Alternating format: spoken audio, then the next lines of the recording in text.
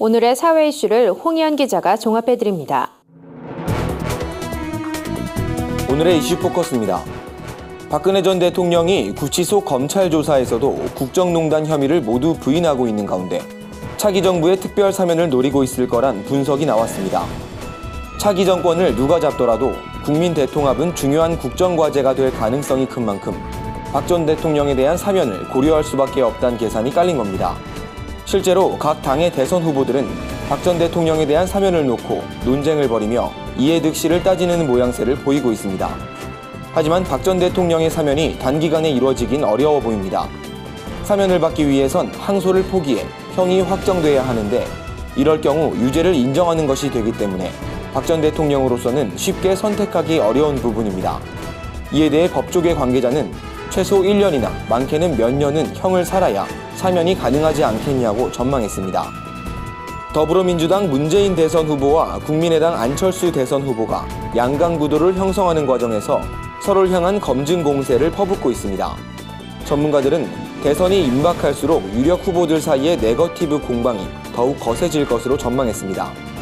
높은 수위의 공방전이 유권자들의 반감을 살 거란 지적도 있지만 대선 판세를 반전시킬 한 방이 나올 가능성이 있는 만큼 양측이 공세의 고삐를 늦추지 않고 있기 때문입니다. 뿐만 아니라 대선 후보를 대상으로 한 가짜 뉴스가 연일 생산되는 것도 큰 문제로 꼽히고 있습니다. 때문에 이를 제어하는 선거관리위원회의 대책이 필요하다는 목소리도 나오고 있습니다. 북한 대남 선전 매체인 우리민족끼리에 다음 달 한국의 차기 대통령 취임식에 북측 축하단을 초청해야 한다는 글이 올라왔습니다. 이 글은 새 대통령은 북한과 신뢰를 구축하고 앙금을 털어내야 한다며 가장 바람직한 것은 이번 대통령 취임식에 북측 축하단을 초청하는 일이라고 쓰여 있습니다. 이어 먼저 손을 내밀면 손을 맞잡게 되고 대화로 연결된다며 개성공단과 금강산 관광, 이산가족 상봉 재개를 의제로 대북 특사 파견을 고려해야 한다고 주장했습니다. 끝으로 지난해 4월 중국 내 북한 식당을 탈출해 귀순한 여성 종업원들과 탈북 여성 김연희 씨를 북송해야 한다는 주장을 펼치기도 했습니다.